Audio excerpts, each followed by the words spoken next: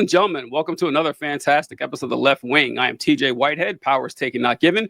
Joined as always by John Cooper of Counterpoint Politics, and joined by special returning guest Superman Todd. How are you doing today, my friend? Doing great. I appreciate you having me on again. Yeah, we always love having Superman Todd on here. A recurring guest who we love. I guess we love all our recurring guests, otherwise they wouldn't be recurring guests. But John and I were just talking backstage about how we essentially took a week off of the show. Hell of a week to take off, John. What happened there? How did we cram 40 news stories into 9 or 10 days? So, okay, while I do think that there were some very, very important things that happened, I also have the unfortunate thought that this is just the new normal. And like, if we chose to take any random week off, I don't know if it would be any worse. That's the problem. But yeah, no, I was taking a break from content creation totally because I was on vacation. My fiance wanted to be romantic, which means don't be on fucking Twitter the whole time. And I was like, okay, I'm just going to go cold turkey. And I'm not going to lie, when some of these headlines started coming in, I started just like itching. I was like, I got to get these takes off. But I, like, coming back, it was hard to get back on the wagon. Like it was, I made my first TikTok today since I've been back. And it was genuinely like, oh God, how do I jump back into this cesspool of shit? Because there's so much. It's exactly what happened last time, but on steroids. Like she's like, so much shit is constantly going out that you can't even focus too hard on any one thing. It is a clever tactic, and I really don't know how to combat it. Yeah, we'll definitely get to that when we talk about Trump and the executive orders and everything with that strategy. But let's go ahead and hop into the big news story. So another thing we were talking about backstage is how before the show, we send out topics that we were going to cover. And I sent the topics out before the plane crash last night. And John and I were just saying how everything else seems like old news now. There's no way, like we all came in knowing we would have stuff to say about this. But in case you guys haven't heard, there was an air traffic accident last night in which an American Airlines plane was, did you guys see the video of this? It was ran into by an Army Black Hawk helicopter, resulting in roughly 64 people dying, I believe. And I was just saying to John that, to me, this tragedy just seems especially harsh. Harsh is the wrong word, like a gut punch. That even in like the darkest, tragedy, we have mass shootings every other day, it seems like. But this one just seems to weigh on me a lot more. But John, you said you disagreed. What do you think? I don't know. I don't mean to be insensitive. Right. Yeah. Exactly. I'm saying this like, we are inundated with tragedy every day. This one definitely seems to have taken news headlines. I think because of the airplaneness of it, and like there's just an innate fear of flying. I was just on planes. I know that it's the safest way to travel, and yet you're still, when you hit turbulence, you're still like, oh my God, because it's probably one of the most terrifying ways to die. Like you die in a car crash. As long as you die pretty quickly, you're, whatever. But like just the idea of falling through the sky in an airplane is uniquely terrifying. So there's that. I get it. But like, I don't know. It just seems like, this sort of thing happens sometimes. Like this is one of those things where it's like, I'm not even confident it's really anyone's fault. Like, it's one of those things where it could just be random error. It could be a result of the Trump cuts that he's been making. It could be a result of the multiple warnings that have been made by tons of pilots and air traffic controllers about overwork and fatigue. It could be so many things. None of them seem particularly tragic to me, more than any other tragedy, if that makes sense, other than the fact that it's related to an airplane. But like, that's kind of just like, I don't know, obvious bias. I don't know. Todd, what do you think? It's super tragic, and I really haven't thought that much into it because in my mind, things can just be accidents. I feel like we've got to a point where, it wasn't 10 minutes after that collision happened and it hit, social media or the news waves before the conspiracy theorists started just talking about all of their expertise and how flight patterns work and what Black Hawk helicopters can or can't do. And I just really haven't given much thought today other than just the tragedy of it. Pretty terrible. Do I think that Donald Trump is probably going to catch a lot of flack over it? Yes. Should he? Yes. Do I absolutely know that it has nothing to do with DEI? Yes, I do know that. That's about the extent of what I know about it. You know, Todd, Yeah. I will disagree with you there because while we don't know anything yet, I do know that before we had this like unqualified white man take the position of defense secretary, we never had a military copter run into a commercial airline flight. So it could be the result of DEI for all I know. DJ, what do you think? Well, about that with Pete Hegseth and everything. Well, first I'll address what Todd mentioned with should Trump be blamed for this. Now, I know that Trump came in. I think he fired the FAA director and he froze up hiring, whatever. And this all happened about 10 days ago. I'm not entirely convinced this is Donald Trump's fault. I don't care. I don't. Yeah. I like this is because this isn't a well, if they do it, it's okay. If we no, this is about winning, right? It's about power. And if the roles are reversed, you know for a fact the Republicans will be doing this. This is just good politics. Not on the political side, yeah. Like Trump should be hammered on this every single day for as long as they can. Just like the 13 Marines dying in Afghanistan wasn't Joe Biden's fault. Didn't matter, right? That's going to be pinned on him because, you know, the buck stops with him. So politically, that is the correct move. I agree. As far as you're right, TJ, John. You're right. I don't care if Joe Biden was personally flying the helicopter. I'm still going to blame Donald Trump for it. Right, exactly. It can still stick. Yeah. This is be a great way to Biden go out, but that would be a real comedic way for Biden to end it all. But the thing with, you mentioned how this is, as far as you know, whenever, what was it, Lloyd Austin was Secretary of Defense, we didn't have military helicopters flying into commercial aircraft. That's true. However, Todd can probably back me up on this. It's true that commercial aircraft, flying on a commercial aircraft is the safest way to travel. I think that this is the first fatality for an American airline or an American domestic flight in 15 years. They're incredibly rare, but the same cannot be said for military helicopters. Todd's right. Those things, I feel like they crash every other week, it seems like. So yeah, this is the first one. Like, this is the first time I've seen anything, because you guys see the video on this. The video with the helicopter, I mean, it looks so strange. Like the plane is just coming down to land and the helicopter is like a bullet right into it. I've never seen anything like it in my life. And you're right, Todd. People have coming out with the conspiracy shit. People, not everything is a conspiracy. Okay.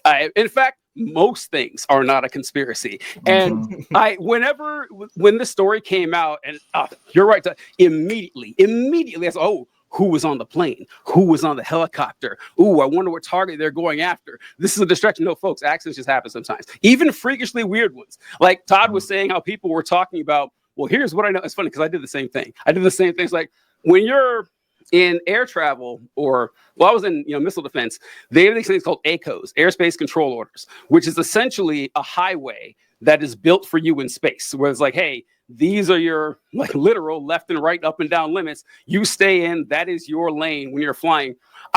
So it's hard for that to happen because people stay in their highways. But I didn't know how often they were having these flights, these military flights over Ronald Reagan Airport. Apparently, that's a real common thing. I didn't figure that out until just now. I don't know. Maybe that's something needs to change. Well, what do you think, Todd? Yeah, I heard an expert talking about it, how they use that lane of travel for Black Hawk training missions, and I guess this Black Hawk they were just training with their NVGs, flying with night vision really close to an airport, which sounds kind of odd. Yes. Especially like I think about how much planning and risk assessment goes into driving a Humvee with night vision goggles on at 15 to 20 miles per hour with no traffic around. I can't imagine what goes into flying a Black Hawk, but as this expert explained that, so we know the Black Hawk, it doesn't fly on autopilot. That's a person actually manipulating everything that aircraft does. And they had their limit of, their ceiling's like 200 feet. They're supposed to be operating between 150, 200 feet.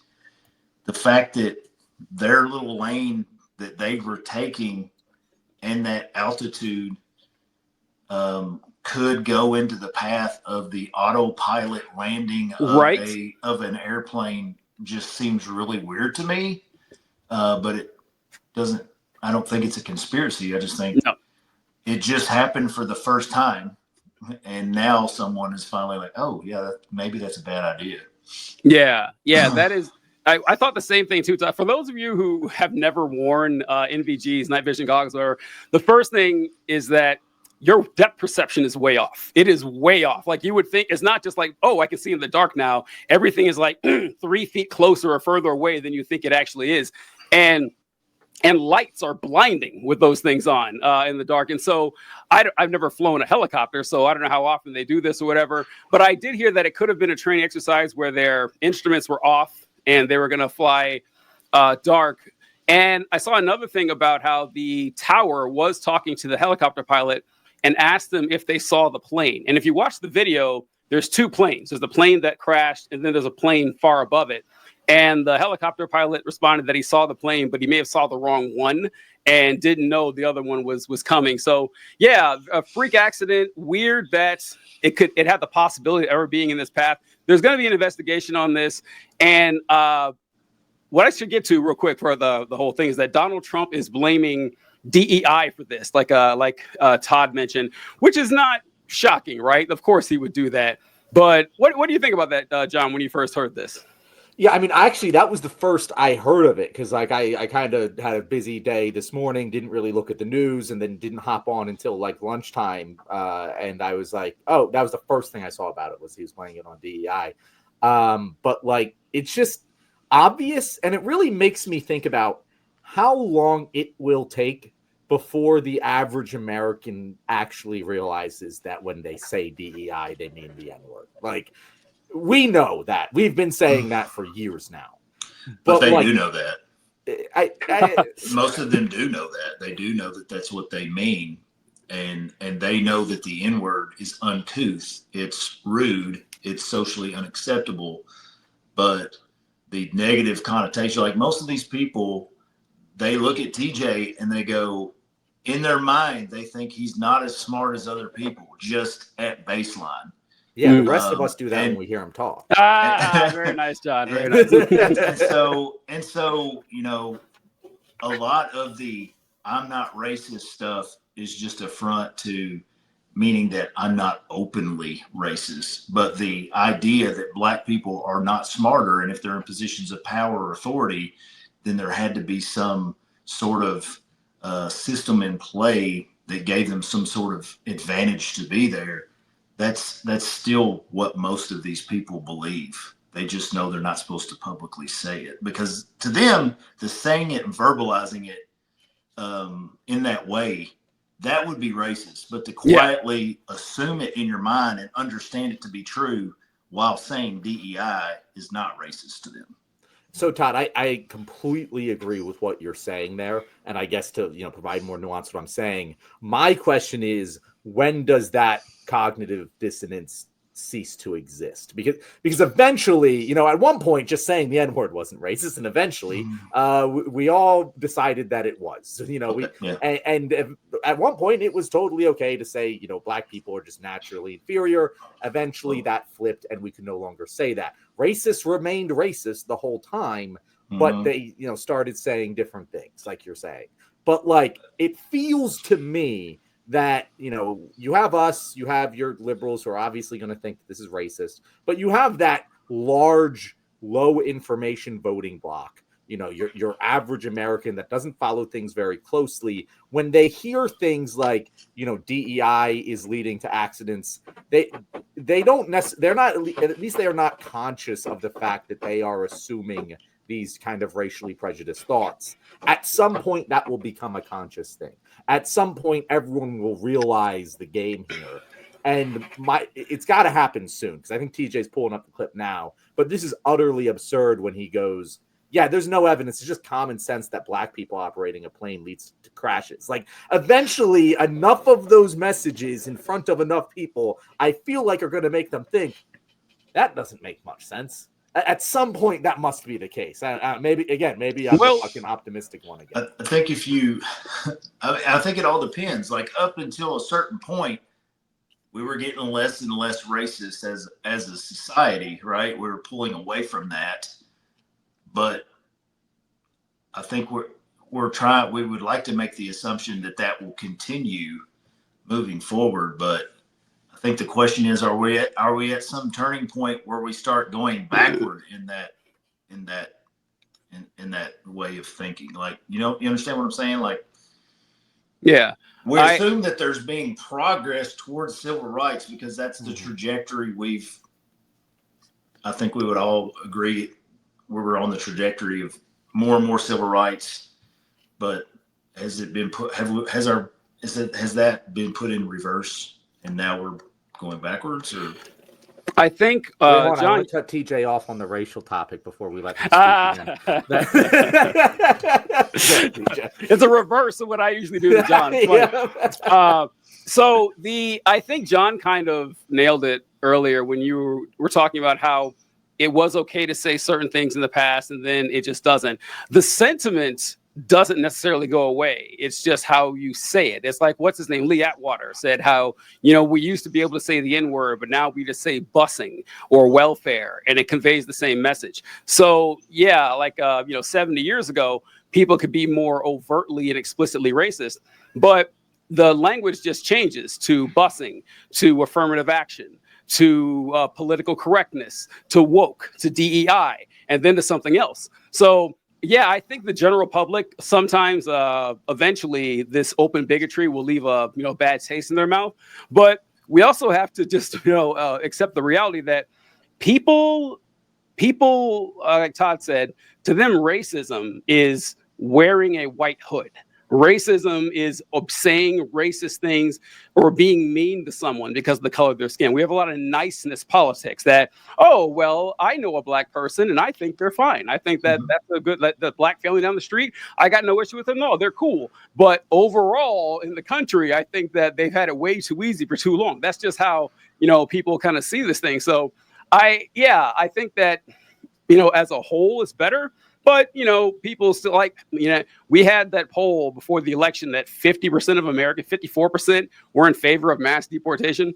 I mean, as far as policy, people have a lot of racial animus, whether they say it or not. And yeah, John, I'm pretty sure this is a clip you were talking about with old Donald Trump here. Let's see what he had to say about the traffic accident in the air. But then told us that you weren't sure that the controllers made any mistake. You then said perhaps the helicopter pilots were the ones who made the mistake. It's all under investigation. I understand that. That's why I'm trying to figure out how you can come to the conclusion right now that diversity had something to do with this crash. Because I have common sense, okay? And unfortunately, a lot of people don't. Yeah, so of course it was once again, we didn't at the time, we didn't know the names, we didn't know anything about these folks, but gonna go out on a limb and say it was DEI that did this with no evidence whatsoever because it feeds into the narrative that they want. What do you think, Todd? I think that here's the thing, what year was Donald Trump born? 46, 47? And I was thinking the other day, Martin Luther King was assassinated in 1968. So Donald Trump was already, a 20-something-year-old person when that happened. What brought me to this was seeing how there's that order that you're to stop celebrating all these things like Martin Luther King Day and all this kind of stuff. And I was like, Donald Trump at the time that Martin Luther King was being assassinated was growing into a man with a dad in real estate who was refusing to rent his real estate to black people, and in a few years was going to be sued for that. And I was just like, you know what? Donald Trump is it probably a guy who, when he heard the news of Martin Luther King was assassinated, was probably a guy who was like, yeah, that's what you get for being a race baiting instigator or something like that. I think we forget, this is an old ass man. This is a dude who was raised by racists. He's old as hell. And when he stands up there and says that, because I have common sense, I mean, he might as well have just said, because black people aren't as smart as white people. Everybody knows that, or women aren't as good as men. Everybody knows that. or people who aren't white aren't as good as white people. Everybody knows that. Like, that's what he means.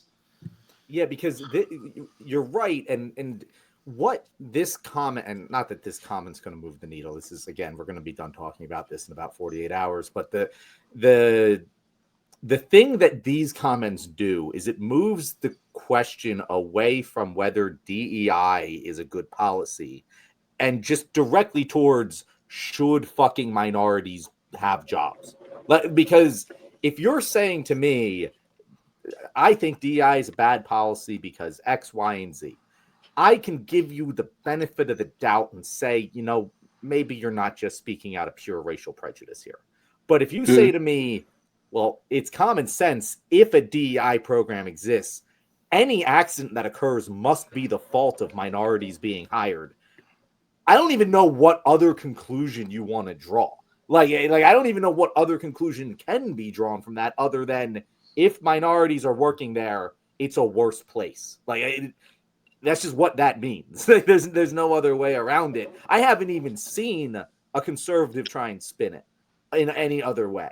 It just is what they're saying now, which is why I kind of said eventually it's going to become so clear and obvious that normal people are going to start to understand it. Yeah, there's and they kind of give the game away too, because I haven't seen if they've identified who the helicopter pilot was, but if the helicopter pilot comes out and it's a black person, immediately every Republican is like, look at that. Military lowered their standards, got this DEI. In fact, hold on. This isn't about race, but Donald Trump, I don't know if you guys saw Donald Trump talking about how the FAA is accepting people with physical and mental conditions. If you see me make that, all right, I'm going to play that real quick. All right, here we go. See what old Donnie's got to say here. Various articles that appeared prior to my entering office. And here's one. The FAA's diversity push includes focus on hiring people with severe intellectual and psychiatric disabilities. That is amazing. And then it says FAA says people with severe disabilities are most underrepresented segment of the workforce, and they want them in, and they can be air traffic controllers. I don't think so. This was in January 14th, so that was a week before I entered office. All right, so I wanted to discuss this because this is something that happens all the time with people whenever they start criticizing diversity initiatives or DEI initiatives, whatever you want to call affirmative action, because they'll read that. Because I checked out the article. It was a New York Post article from about a week and a half ago, like Trump said. And it's correct. The article says everything that Trump said, that the word for word, that the FAA is looking to hire people with severe mental or physical disabilities. And when it asked them what positions will we be putting these people in, the FAA responded with a very blanket, well, there are many positions we can find for them. So people are going to read that. People are going to read that, or they'll hear Trump say it more likely. And they'll say, wow, the FAA is just going to hire someone with epilepsy and say, congratulations, you're an aircraft controller now. It's not how it works, folks. That's not how any of this shit works. They get away with this stuff all the time because you can actually check. You can actually check with your own two eyes what the qualifications are to be an aircraft controller for the FAA. And I'll do you the favor of pulling it up right now. So these are the qualifications you need to be an aircraft controller. You got to be a U.S. citizen, registered for selective service, be younger than 31 years old before the closing date of your application, have 1 year of general work experience or 4 years of education, speak English clearly enough to be understood over communications equipment, be willing to relocate, and then it goes on for the training. And the training states that entry-level applicants must complete required training courses, spend several months at the academy in Oklahoma City. They're paid while training. After graduating, individuals are placed in locations across the country, and they must gain 1 to 3 years of on-the-job experience before becoming a certified controller. You also have to keep up with your certifications. You can't just walk off the street with whatever DEI initiative they found you with and get the job. It doesn't work that way anywhere. It doesn't work that way for schools. Doesn't that work that way for medical schools or getting a job as a doctor or an aircraft controller? The people who were recruited through DEI still have to meet the standards. That's how this works. So anytime you see a pilot, that pilot has met all the standards, no matter what their race is, their gender is, their ethnicity. That's why this is so pernicious that Trump will say something like that and trick people, because I guarantee millions of people heard Trump, a few dozen will hear me, saying that, hey, this is what the FAA is doing. And they hired people who can't see, and they're making them aircraft controllers. No wonder it's crashing. It's like, no, they got to pass all the qualifications. But that's what you do when you lie. That's how Trump lies all the time. I don't know if you guys have seen that. What do you think, John? Yeah, so two things here. One, I'm just going to give... It pisses me off that I never hear people actually explain, like, other than us, other than content creators. I don't hear, like, real people fucking explain this, and by real people, I mean, like, actual media pundits, actual Democratic politicians. Like, for every job in America, with the exception of, professional athletes and, like, the highest level, tech and pharma researchers, right? Like, there are hundreds of equally qualified applicants for the role.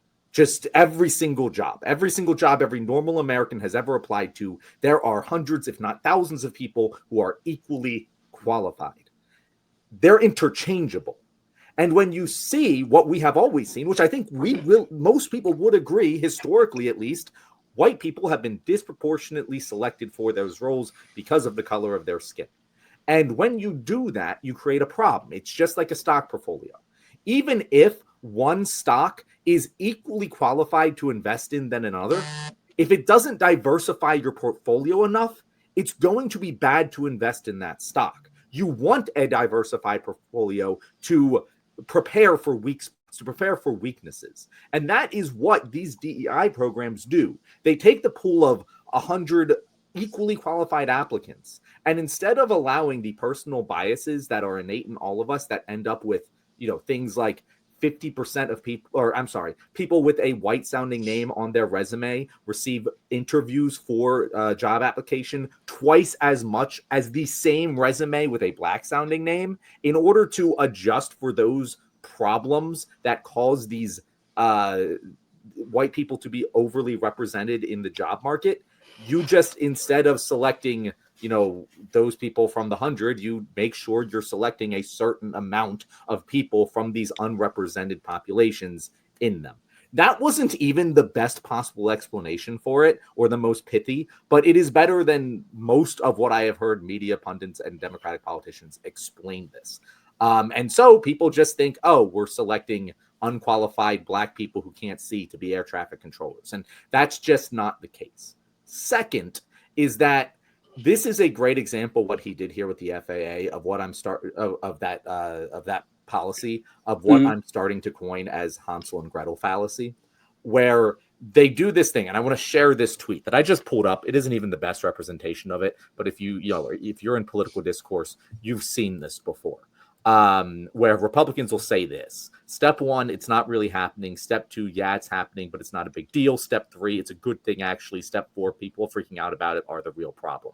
They use this attack on Democrats all the fucking time. And there's a reason they do this. It's because they set us up with these fucking bait trails where it's like, Donald Trump says that, and we know it's fucking ridiculous. So we're like, that's not fucking happening. And then it's like, oh, it comes out that this is a real policy that they have. But it doesn't mean the thing Donald Trump says it was. It doesn't mean that people are taking unqualified fucking blind applicants to be FAA air traffic safety controllers. But that doesn't matter, because they said, no, you lied now. You said it wasn't happening. And it is happening.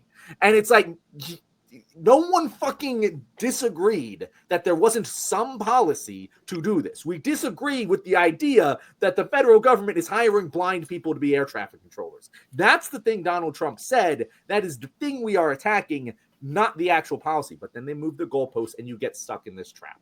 And that's why that happens. If you start looking for that pattern, you'll start seeing it all the time. It's very intentional. It's honestly a smart rhetorical thing they do. It is. It's a rookie mistake you see a lot, because I guarantee you there are a lot of lefties out there who are saying this policy doesn't exist. This sounds crazy. And then they're going to get caught in that exact same trap. So yeah, guys, make sure you actually do your own research, as the Republicans say, and find out what you're talking about before you respond to something like that. What do you think about that, Todd, when you saw that? I knew what it meant as soon as he said it. As soon as he came out of his mouth that we're hiring mentally and physically disabled people, I just immediately was like, to the person who read Donald Trump's Truth Social post that he had deployed the army to California to turn on the magic water button to the on position, the millions of people who read that and thought that sounds exactly like something that really happened, to them that means that a person with Tourette's who's blind and has a million other problems is on the radio telling airplanes what to do. And when in reality, it's just, hey, this person can be a bathroom attendant because they deserve to have a job, or to pick up a suitcase and put it on a conveyor belt. I mean, I don't know. Yeah, and I don't know. It just goes down to the qualification part too. Yeah, no one is getting jobs that they cannot perform. That is like, people will say this, like Charlie Kirk was talking about. Wow, when I see a black pilot, how do I know that this pilot is actually up to the task? Because they're there, right? Like, if you guys ever met anyone who worked for a commercial airline, that the qualifications are stringent as hell. These people are tested all the time. Their vision is tested. If they fail a simulation, you lose your license for like 3 months. Like, they put you through the most rigorous training possible. It's why we haven't had a domestic fatality in a decade and a half, because they are on these folks. What I wanted to point out too, speaking of our new president here, is, did you guys see in the immediate aftermath of the plane crash what Trump posted on Truth Social? This is something that the conspiracy theory shit. This is something that I had thought about the first time Trump was elected, that, oh wow, Donald Trump is going to be the guy who goes up on stage in front of not just America but the whole world whenever there's a suicide bombing or a school shooting or a terrorist attack. He's going to be the one addressing the nation. And of course, he didn't let us down with what he said last night. The airplane was on a perfect and routine line of approach to the airport. The helicopter was going straight at the airplane for an extended period of time. It was a clear night. The lights on the plane were blazing. Why didn't the helicopter go up or down or turn? Why didn't the control tower tell the helicopter what to do instead of asking if they saw the plane? This is a bad situation that looks like it could have been prevented. Not good. And look, if your I don't know, your cousin, your stoner cousin posted that, and they're like, okay, yeah, of course, this is the president of the United States. I know that gravitas and dignity died a long time ago, but him just tweeting like, oh, Cap, kind of weird, something's going on here. I would say it's beneath the dignity of the president, but really nothing is at this point. I don't know much about helicopters, but I do know they go up and down. Why didn't this one do it? Just asking questions. If I were the pilot, I simply would have not crashed the aircraft. That is basically what he's saying. Yeah, I don't know. It's something is weird, and it's unexpected. It doesn't mean it's a conspiracy, except when Donald Trump is involved, because he loves this shit. But I don't know. It's just a really tragic situation. When I first heard that it happened, I knew the altitude had to be fairly low because there was a helicopter involved, and I saw it was 150 feet, and I thought, oh, maybe I don't know how bad the crash was. They found a way to, no. Then I saw the video, so okay, nobody's surviving that. And it was, I don't know if you guys saw the video of a guy who was saying that he had texted his wife right before the accident. I know it was just some sad stuff to see. And to see that, the leadership we have in the nation immediately pivots to racism or sexism or whatever type of bigotry you want to put in there, that for a fact that if either of the crews have one minority on them, they're going to be jumping all over and say, aha, I bet, with no evidence at all, I bet this was a DEI issue. It's not good for the nation. Not good at all.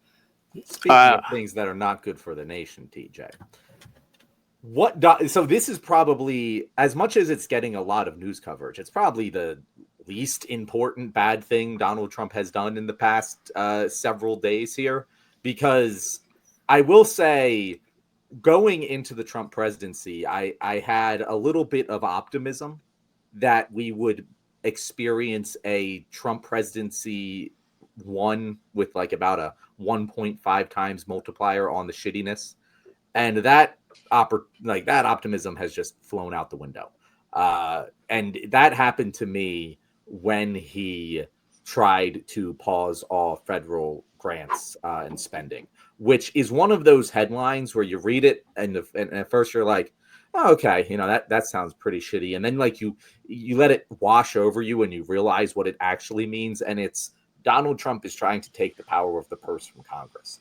And that is one of the most terrifying things that I've ever actually seen in my life. Like the implication of that.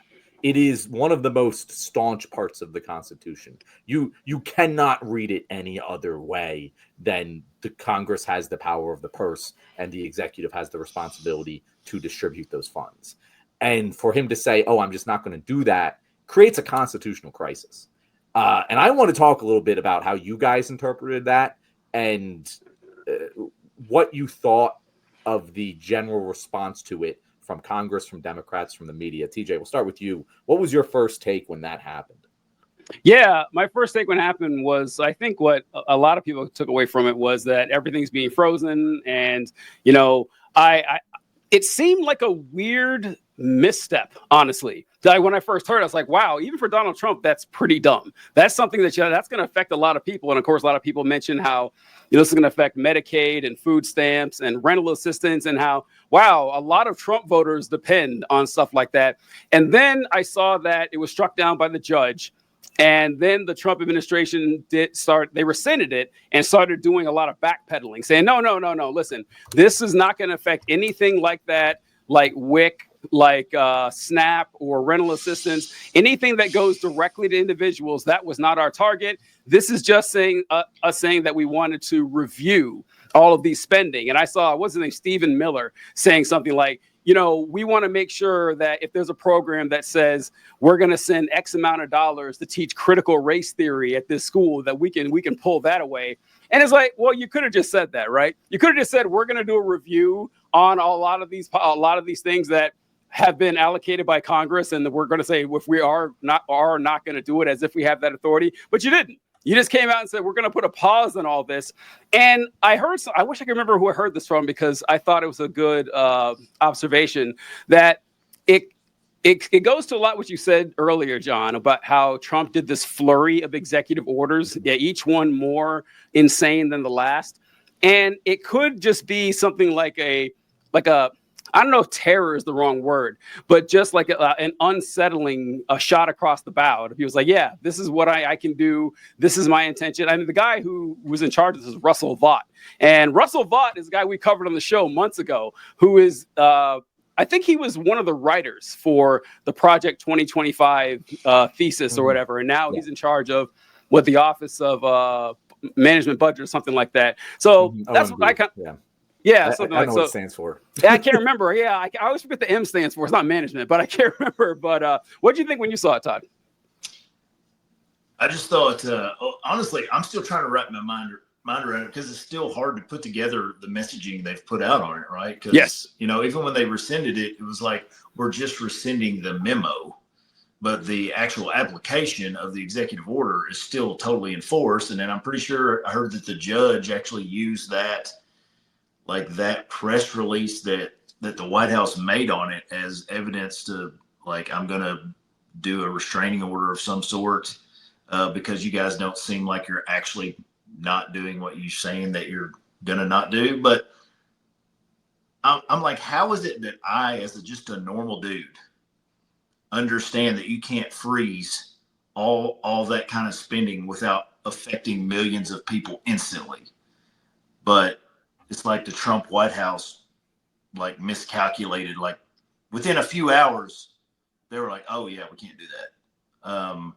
What is the level of incompetence, or was that purposeful? Was that some sort of psyop? I don't know. None of it made sense. Todd, let me caution you against attributing to competence what can be easily explained by incompetence. It was incompetence, and it confirms both my greatest fear and my greatest hope.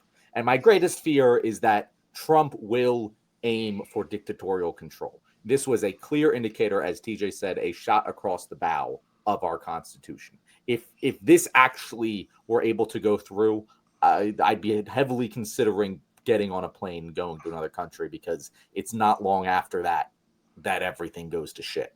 But the greatest hope is that Trump is fucking incompetent. I've been saying this for months, if not years now, of if there's a second Trump presidency, our greatest hope is that he just can't do the Nazi shit because he's an idiot. And you're right. It is incredibly stupid for them to have done this way. There were ways to have tried to take this same shot across the bow that didn't just destroy everything entirely and take away Medicaid and shut down all of these programs. They could have done this with far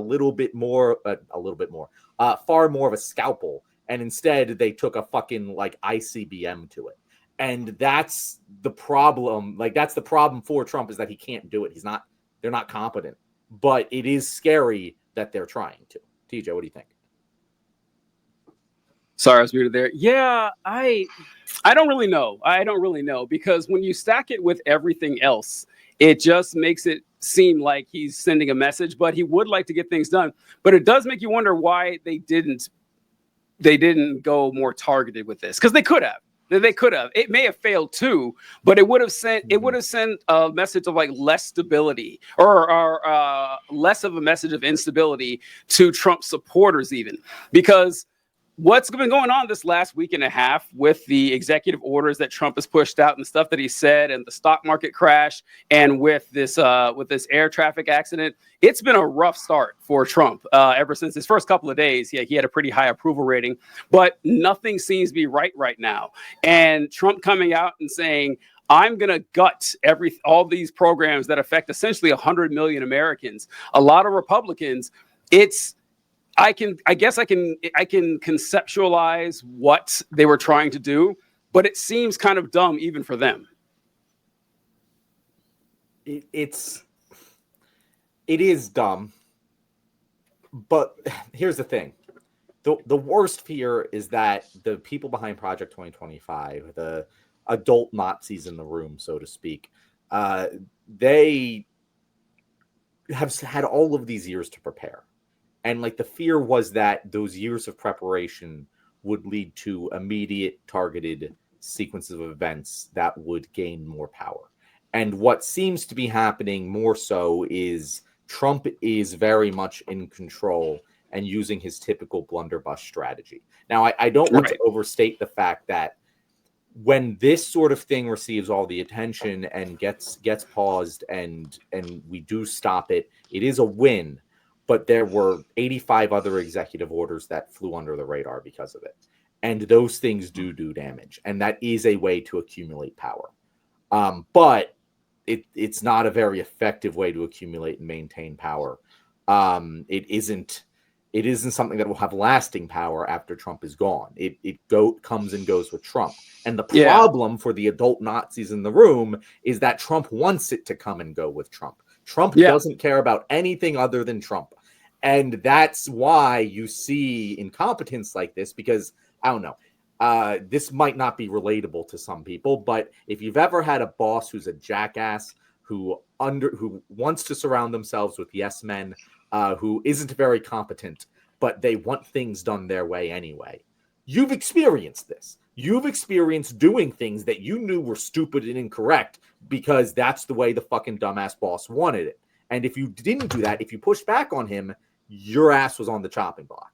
And that's exactly what's going on here. The reason that these press releases, these actual executive orders are being released with very little thought about the legal consequences, the practical consequences, and even fucking a spelling check on them is because everyone is scrambling in the Trump White House because they're afraid of getting the fucking axe from Donald Trump. And that's what happens when you surround yourself with yes men. You become incompetent. And it works for long enough. And if you're someone like Elon Musk, who's very good at the shell game, it could work for a long time for you. But when you are working at the scale of the federal government, it's not long before those cracks just crumble in on themselves. And, you know, again, I'm glad that we survived this first shot across the bow. But I am kind of disappointed that it was because of incompetence from Republicans more so than competent defense from Democrats and the media. Like, I'm not a media, you have to do this or that guy, but the media covered this as if it was a normal fucking action for the president to take. And that is the most concerning thing to me about all of this. Like, the headlines were Trump spending freeze instead of Trump's unconstitutional power grab to destroy the powers of Congress mandated by the Constitution. There was no urgency from the media, no urgency from Democrats to paint this as a fascist fucking coup of the United States government, which it factually was. And it does concern me if that's the energy that we're taking into this. If Trump becomes competent, we're fucked. I know it's a big if. I know it's a big if. Like, but if the adult Nazis in the room get enough power, we're fucked. Maybe we'll put it that way. It's, we can call Trump incompetent and idiot, but he did win 2 presidential elections. Like, I don't know that it really matters either. I don't think it really comes to whether Trump is incompetent or competent. I think it comes down to do the checks and balances of the country do what they're supposed to do. And right now, I feel like we're kind of like, even the Democrats, where are you guys? Like, I mean, Trump, it doesn't matter if the Constitution says he can't do something. If he says he's going to do it, nobody stops him. It's kind of like the level of loyalty that is obviously demanded by him this time. Like, watching these confirmations of these people like Hegseth and Gabbard and Patel, RFK, none of them. Have you seen these videos of the confirmation hearings where every one of them has asked the question, did Joe Biden win the 2020 election? And they're not allowed to answer that question. And they know they can't say that he does. And they go all over the place. And it's like, I felt like if you'd asked me a few months ago, if during confirmation hearings, when they're, especially people like Patel and Gabbard, who supposedly, and Kennedy too, who are supposedly on the chopping block, maybe in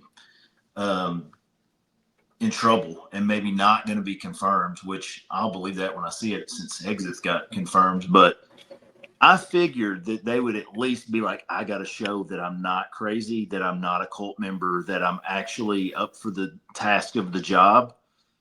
And they're not doing that. That's terrifying to me.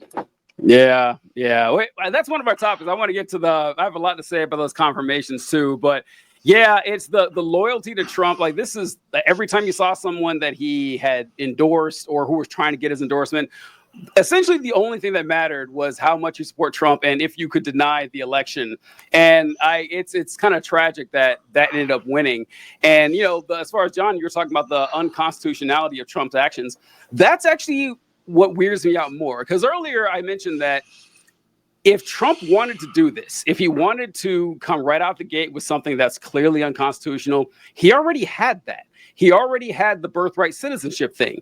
And that would have been like, it would have been just as, illegal, but that all the Republicans would be on board with this. You taking away their Medicaid, not so much, but like, why not just stick with that one? I wanted to pull up this video here of Trump talking about the 14th. For those of you who wonder what we're talking about, birthright citizenship was granted in the 14th Amendment, that anyone born in the United States is a citizen of the United States. And Donald Trump, he wrote an executive order saying he's going to take that away. He doesn't have that authority, but, it's something the Republicans would love, so he wants to give it a shot. So here's Trump addressing this issue about the 14th Amendment.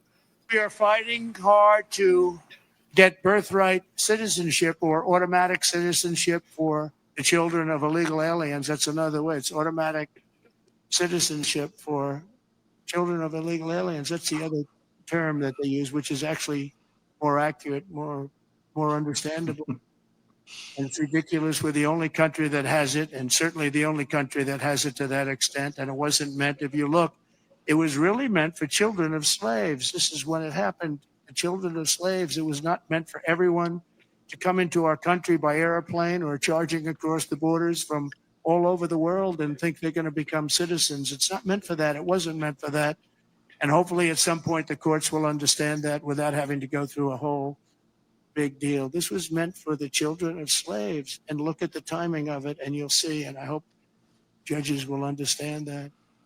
All right, so I want to address this because you are going to hear both those arguments quite often for years now, I guarantee, if you haven't already, that the 14th Amendment was only meant to apply to slaves. It came right after the children of slaves and the children of slaves, because it happened right after the Civil War, and they wanted to guarantee the citizenship of Black people who, may not have had, records for it, but they were born in the States.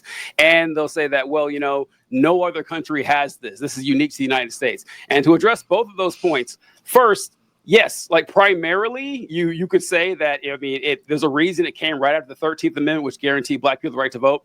However, it never only applied. This amendment's been around for a long time. And the best argument I think you can make against this is Native Americans, because it guaranteed their rights to citizens too. And it has for 160 years now.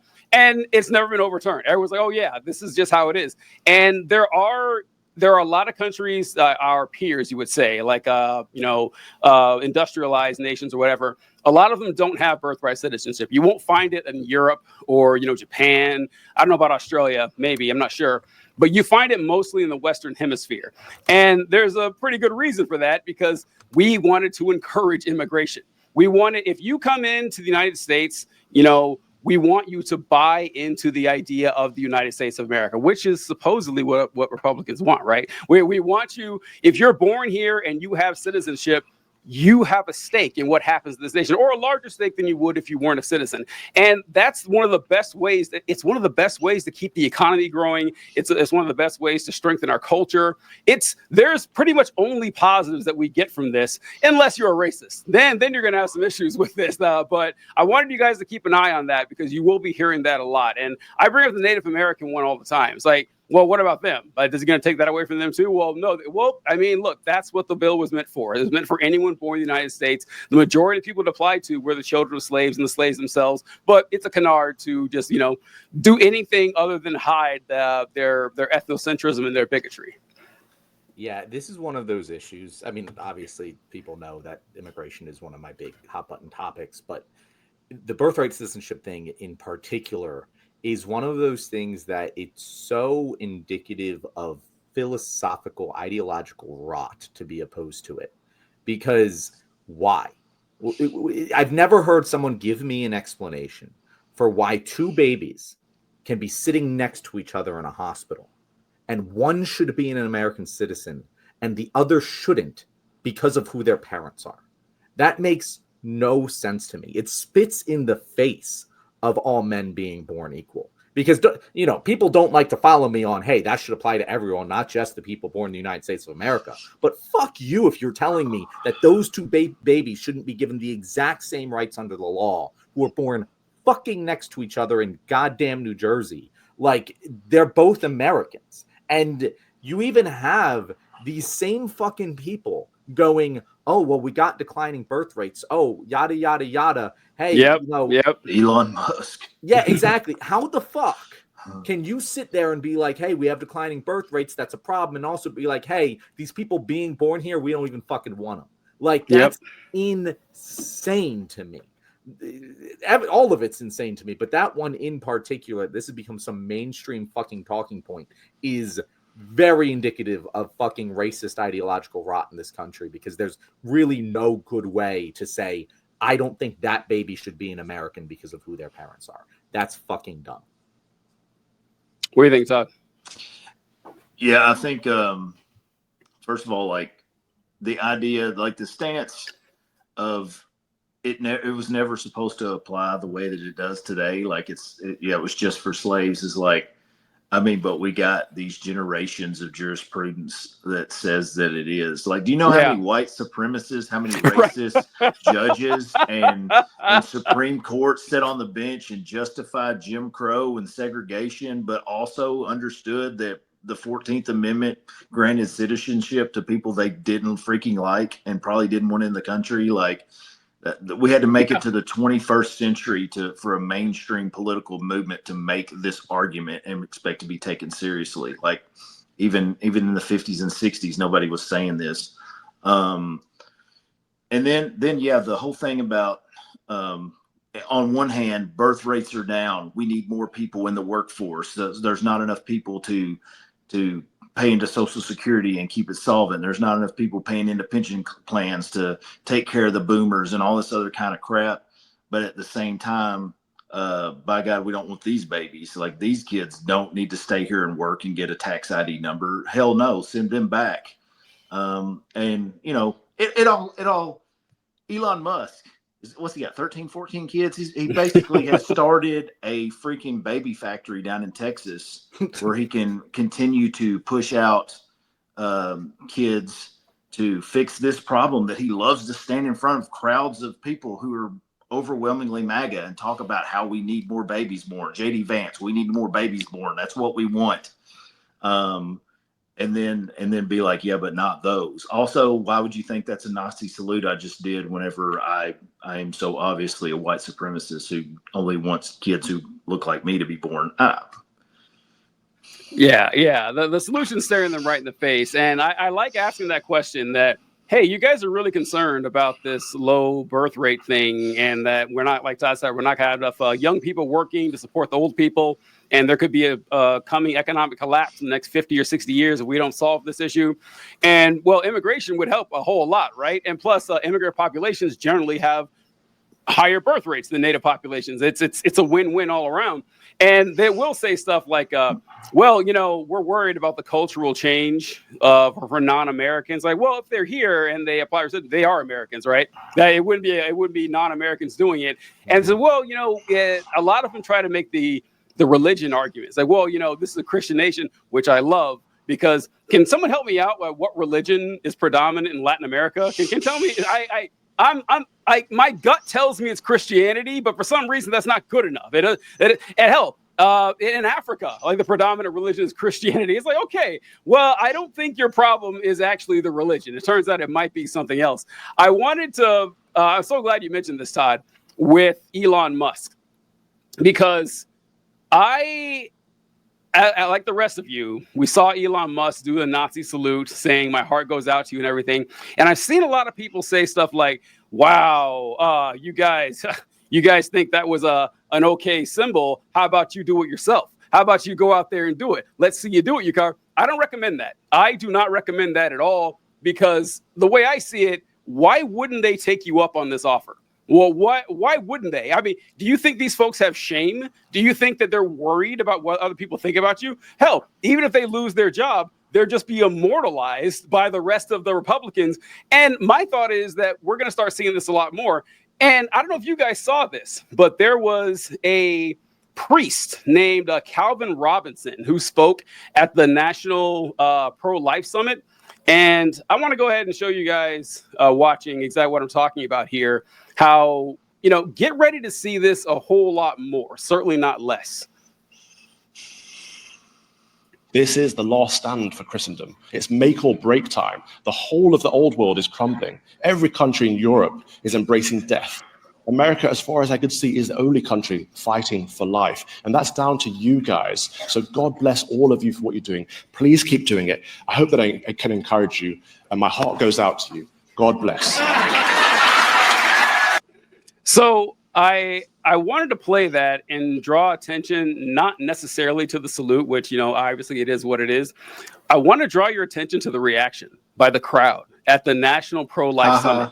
Exactly. They didn't gasp in horror. They didn't meet it with silence and concern and, self-reflection. They laughed. It was hysterical. They thought it was really funny. And this guy was an Anglican priest. And as of a couple of days ago, he did lose his license. The Anglican Church defrocked him. So he lost his job. He lost his, ordained minister title and everything. But that doesn't solve the problem, because the crowd loved it. He'll be a Southern Baptist by the end of the week. Right, exactly. No, right. He'll either be an independent Baptist preacher or he'll start a podcast. Either way, he's going to be successful. He'll be perfectly fine. And that's why, like, they're going to do this. Like, we're going to see this at Trump rallies. They're going to be doing it, saying, "Oh, look how funny it is that we trolled you libs and everything." Yeah, they're going to do that. You can't stop them. I don't want to encourage that, because I can easily foresee a future where this is just a common thing. And 5 years from now, you got MAGA folks or whatever the aftermath of MAGA is, and they're just doing this as a joke until, it's not ironic anymore. What did you think when you saw it, Todd? I was like, once I started seeing people say, "Hey, do it," and then seeing like the stitches of people, like, you know, usually they'll kind of like clean it up a little bit, but they're doing something similar to it. And I was like, this is going to be the new F Joe Biden. This is going to be the new Let's Go Brandon. Eventually there's going to be kids who go to school and their daddy's going to be like, hey, do this salute when you do the pledge and own those libs, you know, and there's going to be, this is going to be something that while people are doing it and looking like they're in the movie Idiocracy, they're going to be looking at us as they do it and say, see, do you see how silly you look while I do this? I just don't want to live in that reality. And I made a video like you did about this thing. And there were so many people who were like, no, let them out themselves. Let them go out there and show who they really are. And like, but I want the people who do Nazi salutes to be people who I know are actually Nazis. I don't want it to become this new thing where it's also a joke to do it. And you provide this out for the actual Nazis to be like, oh no, I'm just doing the Let's Go Brandon. Yeah. You're spot on there, is that if you allow it to become a joke, then that joke provides a shield for actual Nazis. Like, and that applies to so many things, actually. Like, there's so many, this is like 4chan fucking incarnate. Like, if you were on the internet on 4chan, and even Reddit does this all the fucking time too. Like, this is a classic thing. Oh, I'm just joking. Anytime that you corner one of these fucking 4chan Nazis into like whatever, like, oh, it's just a joke. And as long as other people are making that joke too, that cover always exists for them. So they can go and test the waters. They can give a little salute, you know, and it be, oh, I wasn't actually a Nazi, I'm joking. And that's exactly what you saw here. You saw the smirk he had immediately when he did it. You saw the laughter from the audience. And that's one of the reasons I think it's important to talk about the, you know, comedy from a more technical perspective, because what is the joke? What is the joke? What is the joke? Oh, like you said, Todd, oh, you look ridiculous for saying I'm bad for giving a clear Nazi salute. That's the joke. And what that means is they think criticism of Nazis or Nazi symbols is funny, you know, and if you think that's a laughing matter, that's a fucking problem. It's a problem that you think it's a joke. Even if I don't care what's in your heart. I don't care if you're doing it because you're a genuine Nazi. I don't care if you're doing it as a joke. They both have the same goddamn effect and should both have the same goddamn consequences. And we need to hold each other to a higher standard than that. We don't. Oh, there goes my light. We don't. But that's the problem. And you can apply that to like, any sort of edgy joke, you know. And again, we make edgy jokes all the time on here. We're fans of dark humor. But if the dark humor can also be interpreted as a signal to Nazis that you support them, it's no longer dark humor. It's providing cover for Nazis. That's it. You can make much better jokes without providing cover for Nazis. Yeah,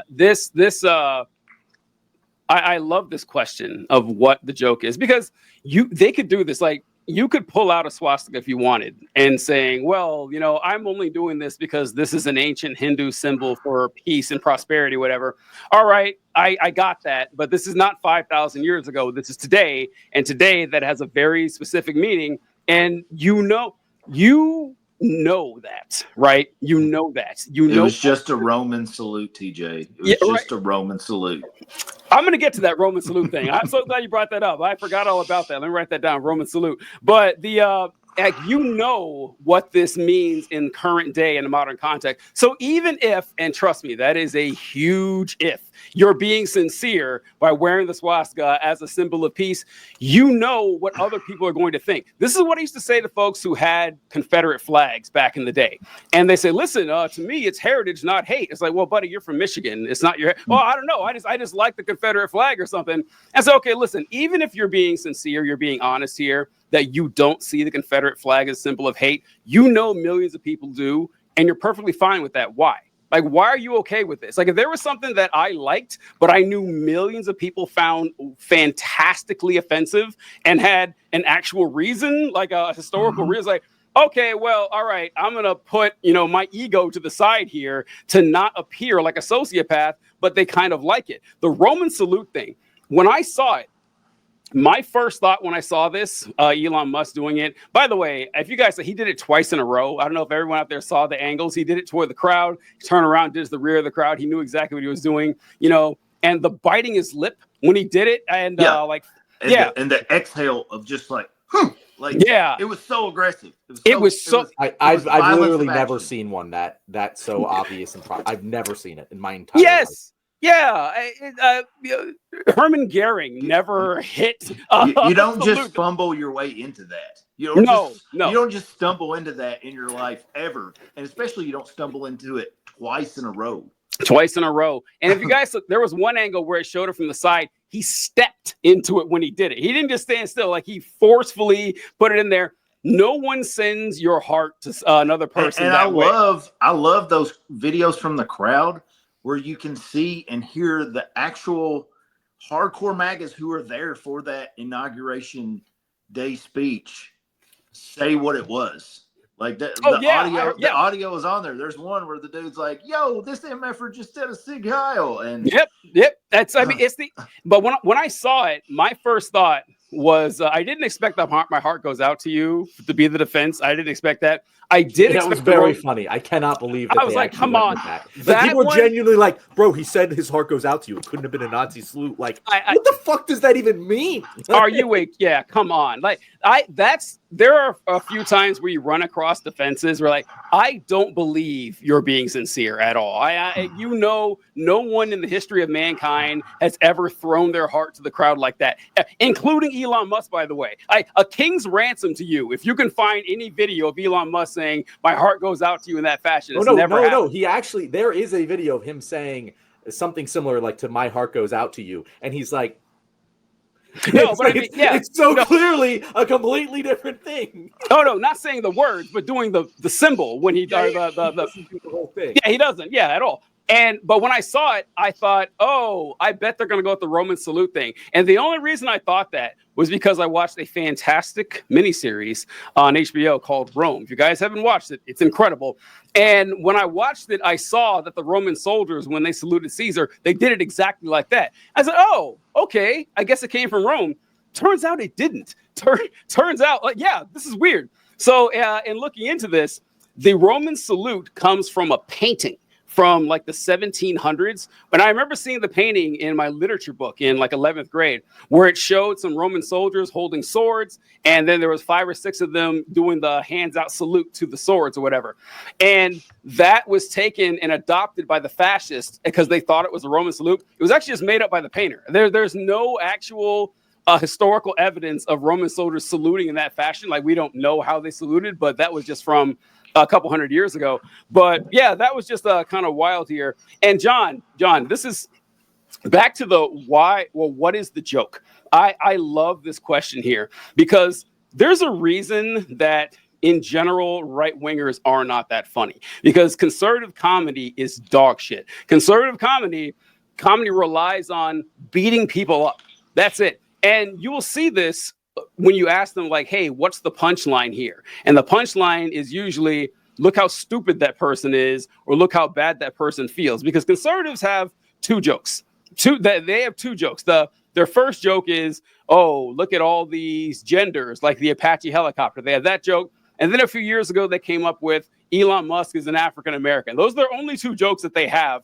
And everything else is, look how mad the libs are. Isn't that funny? Look how mad the libs are. It's so funny. It's how a 4-year-old does comedy, where they do something to piss you off and laugh their asses off. I've never understood that. I've never understood how anyone finds that funny. But yeah, it's not a joke. You're just being an asshole. Just admit it. Just say, yeah, I like being a prick. I like being an insufferable moron. And I find pleasure in that because I have a fridge temperature IQ. Just say that. I would rather you do that than say, oh, no, it's some sort of complex 5D chess type of humor. No, it's not. You're just a dick. That's it. You know what really annoys me, TJ? That's so clear and obvious. Like, anyone who's arguing for this side of the aisle that is intelligent, right? Like, that does actually look at these things analytically. And I'm like, I can respect the way that you're breaking this down. They still support this sort of fucking bullshit. Like, yeah. I know that they know, and I know that they know what they're doing. And it's upsetting to me that so many people are just okay with it, because there are a lot of people who understand that the joke is just hurting people. Yeah. And they're like, yeah, no, that's totally fine, acceptable to do. And it's like, how do I even have a conversation with you? Like, how do I even have a conversation with you if you think like, yeah, it's funny to just hurt people? That's funny. You know, like if I guess like I don't like, there has to be like some sort of consent on the joke. Like slapstick comedy, I guess, is like, I'm just laughing at people's pain. But the people who are in pain are the ones trying to get me to laugh in that situation. It is not the people who they are hurting. And it stuns me that this is such a hard concept for people to understand, because I do believe they innately understand it. I believe that they at some level understand what the joke is. They might not be able to articulate it or analyze it, but they must on some level understand that they are laughing because someone they don't like is in pain. And I just, it stuns me that doesn't give them pause. I don't know. Have you guys watched conservative comedy? Like, have you watched it? Like, you watch like Roseanne Barr or something? Mm-hmm. It's not laughter, it's clapter. It's just saying stuff that you don't like about your opponents. And then, Jim Brewer. Jim Brewer. For those, John, you may not have any idea who Jim Brewer is, but Jim Brewer was a SNL host 1,000 years ago, I think in the early or mid 90s or something. He was in Half Baked. He was the guy on the couch in Half Baked.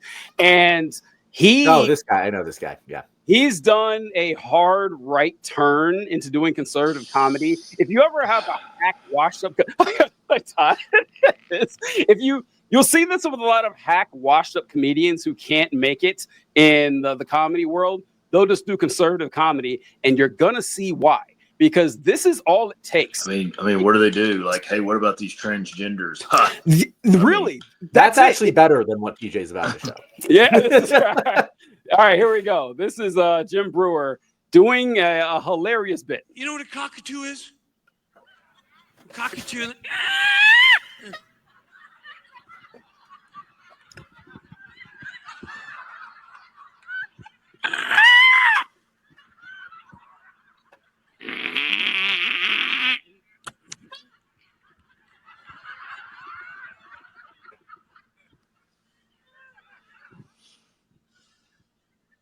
And that's what everyone's become. Little cockatoos staring at the screen. Facts and figures, facts and figures. Dr. Fauci, Dr. Fauci.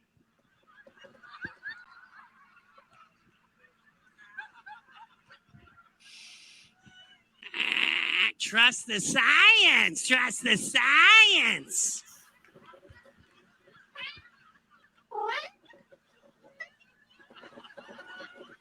Specialist, numbers going up. One mask, two masks, vaccinated, double. People, that's the entire bit. The entire bit is making animal sounds and saying stuff that is good advice and a funny voice, and the crowd, it's side splitting. They can't get enough of it. And my favorite are the cutaway shots, because no one in the audience is anywhere south of 75. And I don't believe they find that funny. I don't believe it, but they like making fun of their opponents, and that brings them joy. Have you ever seen this, Todd, with Jim Brewer? Did you know? No, I had no idea. Like, that's just like, it's just like actors who become hardcore conservatives. Like, they cease to be good at acting. Like Roseanne, like prime example. The dude who I grew up watching on the Dukes of Hazzard. I don't even know what his name is. He's super conservative. The guy who was in Varsity Blues. The coach. I don't know what his name is. Like, it's like once your brain gets to that point, like, you cease to be creative in any way. And I just can't imagine. No, I've never seen that, because after like 5 seconds, I was like, the secondhand embarrassment is so high, I can't even watch it. Todd is never coming back on the show. It's like, you guys going to subject me to this nonsense. Todd, I think it's the other way around. I think that a lot of folks, they kind of stumble into fame or success, like, you know, your Kevin Sorbos or, you know, I don't know, where they get some notoriety and then they start losing work, and or they lose a step and they're not as good as they were. And they think, oh, a good way to get some easy money is to go on the conservative circuit, is to be a Scott Baio and say, oh, look at this. You guys remember me from that show or that movie? Yeah.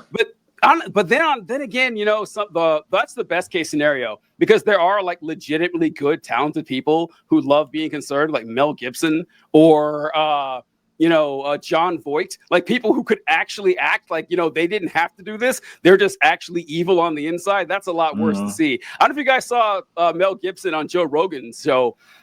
Seems like an insane person when he was. We already knew he was. Yeah, but even worse than I thought. Joe Rogan asked him, "Hey man, what do you think about evolution?" For some reason, why would you ask Mel Gibson that? And Mel Gibson does this weird rocking thing where he's like, I don't really know, man. I was like, what is wrong with this guy? I mean, outside of all the other insane stuff, but when you see like legitimately talented people who don't have to go down the conservative route, seeing them do it is a lot more concerning, you know, as Elon Musk would say. I saw. Oh, here it is. I want to play this video from a friend of the show, Keegan.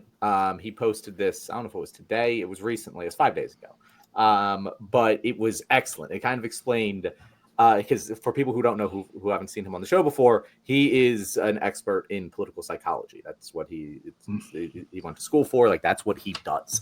And so I just want to play this for everyone who's wondering, because like me, I'm like, hey, he made a funny bird noise before he even got into what the joke was about, before he even said who he was making fun of. All he went was, ah! And you saw those fucking old fuckers just laughing hysterically. And I was like, how can this be real? Like, how can you possibly be finding that fun? I've seen infants that would be like, that's a little bit below my brow right now. Like that's not funny for me. Like that's how infantile this man is. But I wanted to play this because I couldn't help but thinking about this as I watched it today. So I'll share my screen here. And we got to have Keegan on the show again, but this is very well done. Oh, wait. You've given me. Hi, my name is Keegan, and I'm an expert in political psychology. So this is a meta-analysis from the European Journal of Personality of 67 prior studies, showing that lower cognitive abilities are associated with right-wing and prejudiced views. I love this quote. This is amazing. Quote, some scholars have argued that individuals with lower cognitive skills are relatively ill-equipped to process complex and new social information and to understand constantly changing societal contexts. By emphasizing societal traditions, the preservation of the status quo, and strict group boundaries, ideologies endorsing resistance to social change, in other words, right-wing ideologies, should be particularly appealing to those with lower cognitive abilities. Shouldn't open up that bag of worms, buddy. Wait, is it bag of worms? Too autistic to know sayings. So, and I just could not help thinking of that, about how they're just laughing on command at something that clearly is not funny. Everyone in the world can look at that and go like, that wasn't worthy of that belly laugh that you just gave.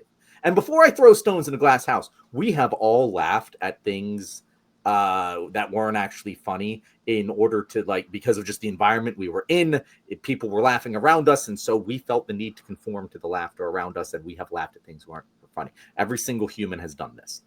But the point of the laughter is to maintain those societal norms, because yes, it's scary when they see these things changes because they literally can't comprehend them. They cannot keep up. And so their only defense mechanism is to maintain the societal norms rigidly. So anything that pokes fun at the people trying to give them fucking science as a reason to change their mind, well, that deserves ridicule. And that's the point of the comedy. That's why it's funny. Because the point of it's not about whether it's funny or not. It's about whether or not it furthers their worldview. And it really is that simple. That's why I always say, get the fuck out of here if you're like, I can't joke about things anymore. Jack Bauer can't joke about things anymore. That's why he's doing conservative comedy. It's the complete other way around, bro. Well, I want to add to that is that yeah, we have laughed in situations where it's not funny or something, or the crowd laughs and you laugh too, kind of involuntarily. There's another situation in which you laugh at something that's not funny. It's when you're inebriated. It's when your brain is not firing on all cylinders, and so that might describe this too. But I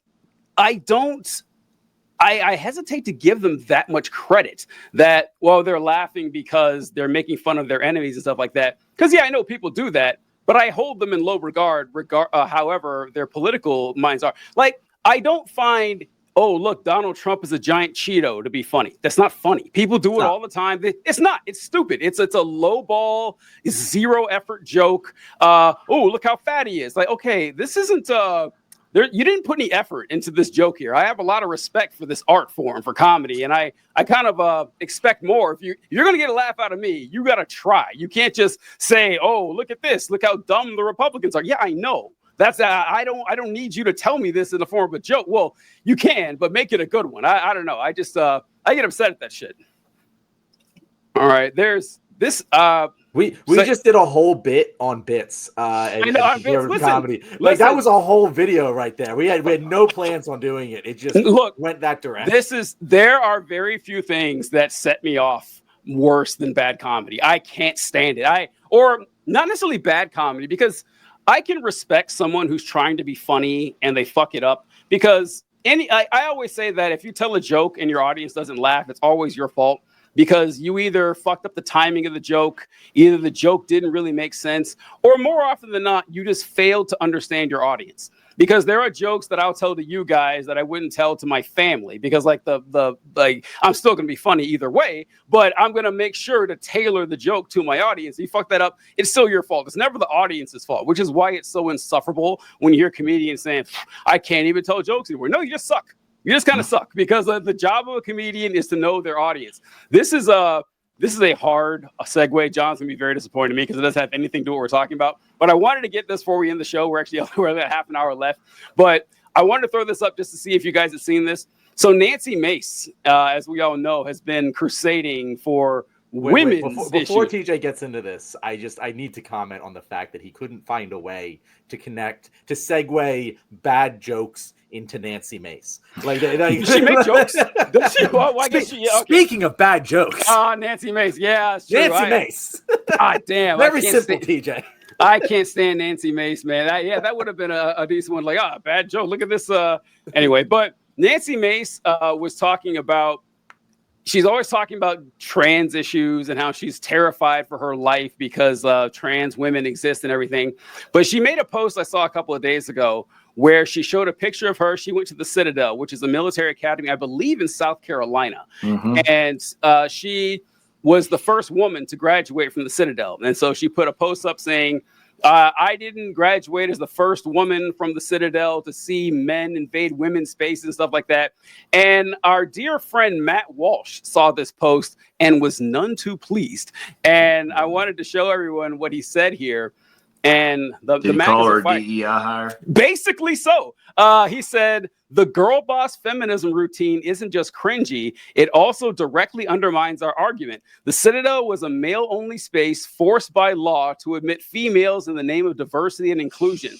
That is the exact argument trans-identifying males use to invade female spaces. Nancy Mace was literally a beneficiary of a DEI program. It's a ridiculous and tone-deaf thing to brag about in this moment. And you know what? Matt Walsh is dead fucking right. He's 100% correct. And which I don't think we've ever said this on the show before, but Matt Walsh told no lies in that entire sentence that, yes, this was a male program. The reason, actually, there's two reasons Nancy Mace was allowed the Citadel.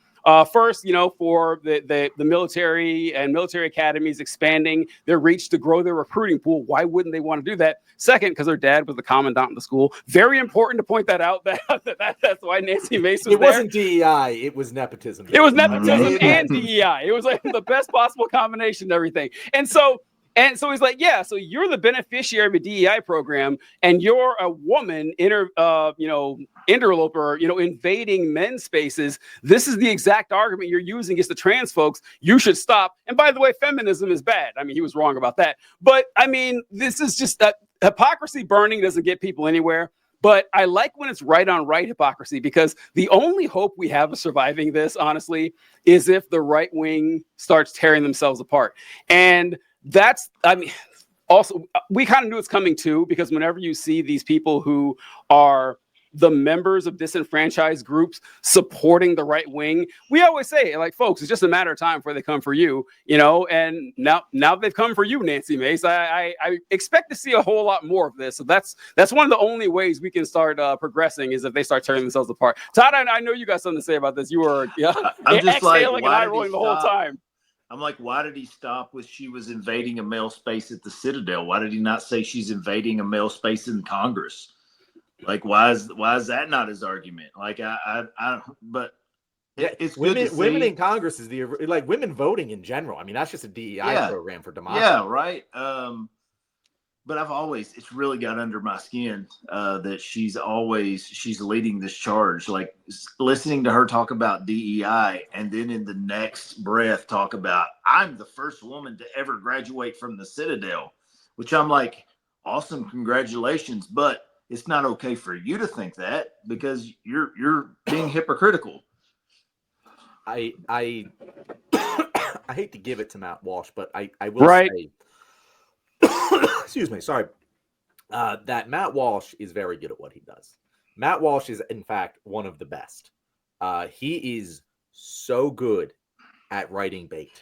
He might be the all-time greatest, because the way that he's able to instigate everyone and still have a pretty strong argument is absolutely incredible. Because how many people he pissed off with that tweet that are going to engage with it, both on the left and the right. And as TJ said, no lies really detected in it. I applaud it. I game, respect, game. But like, it is funny. I will say, I don't think it is cool to make fun of normal people when the leopards eat their face. I think it is counterproductive to what we're trying to do. I think it's cruelty for the sake of cruelty. And kind of like, what is the joke? The joke is that this poor person, it doesn't have fucking healthcare now. Like, that's funny to you. But when the leopards eat the other leopards' faces, that's hilarious. That is the funniest fucking thing.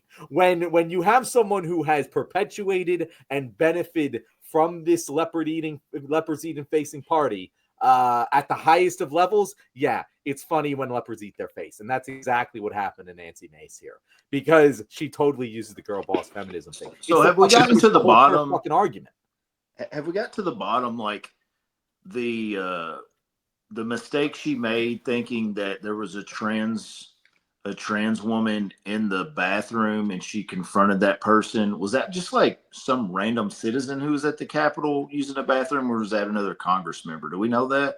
I didn't hear about that. I don't know if I heard about that. Yeah, Nancy Mace. Of course, Nancy Mace is the one who drafted the legislation to keep the other Congresswoman out of the women's bathroom. Well, Mace in the last few days went in the bathroom and confronted a woman who she thought was a trans woman in the bathroom, and ended up having to apologize. And I never heard if it was like another member of Congress or if it was just some private citizen who she harassed in there. Two things weird about that. The first thing is, that's going to be like, these bathroom bills don't make sense if you think about it for 5 minutes. They don't make sense at all, because what's going to happen a lot are women who don't appear feminine enough. You know, maybe they're too tall, or maybe their faces are too wide, or whatever, are going to be accused of being men, and they're going to call the cops on them. And that's going to, or we're going to have genital checks before you go to bathrooms or whatever. And second, Congress people have their own bathrooms. Like, it's a weird, like, they have bathrooms in the office. It's a completely unnecessary thing. I hadn't heard about that, but I don't know. Did you find anything, John? Yeah, no, I'm reading this now. Like, I can't believe that I hadn't heard about this. This happened. This is from Friday, January 24th. I guess I was on vacation paying attention personally, but this feels like it has all of the, God, my fucking light. This feels like it has all of the makings of just a viral fucking story.